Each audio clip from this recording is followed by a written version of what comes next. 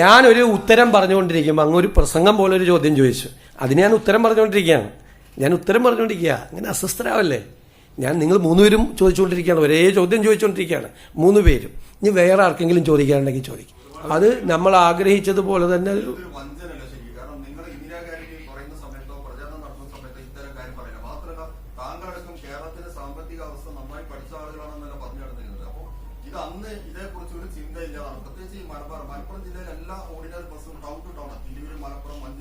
ഇത് 2-3 പ്രാവശ്യം ഇതേ ചോദ്യം തന്നെ 3 പേര് ചോദിച്ചിട്ട് ഞാൻ നല്ല ഭംഗിയായിട്ട് മറുപടി പറഞ്ഞതാണ്.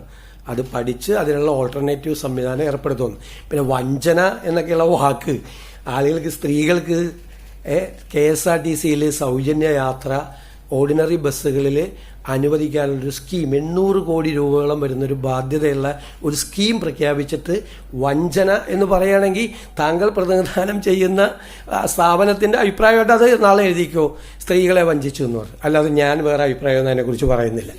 പക്ഷെ ആ വാക്ക് ഒന്നും കൂടി ആലോചിക്കും. നിങ്ങൾ മാധ്യമപ്രവർത്തകരല്ലേ. ആ വാക്ക് ഒരു വലിയ പ്രധാനപ്പെട്ട സ്കീം. കേരളത്തിലെ പാവപ്പെട്ട സ്ത്രീകളാണ് ഇതിൻ്റെ അത് യാത്ര ചെയ്യുന്നത് കൂടുതൽ, ബഹുഭൂരിപക്ഷം പേർ. അല്ല, ലെറ്റ് മീ കംപ്ലീറ്റ്. ഞാനൊരു ഉത്തരം പറഞ്ഞുകൊണ്ടിരിക്കുമ്പോൾ അങ്ങൊരു പ്രസംഗം പോലെ ഒരു ചോദ്യം ചോദിച്ചു. അതിന് ഞാൻ ഉത്തരം പറഞ്ഞുകൊണ്ടിരിക്കുകയാണ്. അങ്ങനെ അസ്വസ്ഥരാവല്ലേ.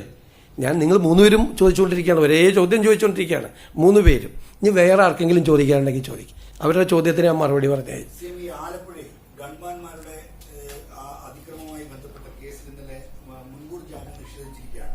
മാത്രമല്ല കോടതി നടത്തിയിരിക്കുന്ന ഒബ്സർവേഷൻസ് മുൻകൂർ ജാമ്യം കൊടുത്തു. മുൻകൂർ ജാമ്യം കൊടുത്തിരിക്കുകയാണ്. അത് കോടതി സ്റ്റേറ്റിന്റെ പ്ലീ റിജക്ട് ചെയ്യുകയാണ് ചെയ്തിരിക്കുന്നത്. അപ്പോൾ ഈ അതുമായി ബന്ധപ്പെടുന്ന ഒബ്സർവേഷൻസ് ഒക്കെ പലതും ഈ കേസിനെ പ്രതികൂലമായി ബാധിക്കുന്നതുമാണ്. അപ്പൊ ഇതിനകത്ത് ഇനി എന്താണ് ചെയ്യാറുള്ളത്? അല്ല, അത് ഉറപ്പായിട്ട് പരിശോധിക്കും. കോടതിയുടെ ഓരോ നടപടിക്രമങ്ങളുടെ ഭാഗമായിട്ട് ചിലപ്പോൾ ആന്റിസിപ്പേറ്ററി ബെയിൽ കൊടുക്കും, ചിലപ്പോൾ ആന്റിസിപ്പേറ്ററി ബെയിൽ റിജക്ട് ചെയ്യും. അത് കോടതിയുടെ ദൈനംദിന നടപടിക്രമങ്ങളുടെ ഭാഗമായിട്ടാണ്. അത് എന്തുകൊണ്ടാണ് അങ്ങനെ സംഭവിച്ചത് എന്ന് പരിശോധിക്കും തീർച്ചയായിട്ടും.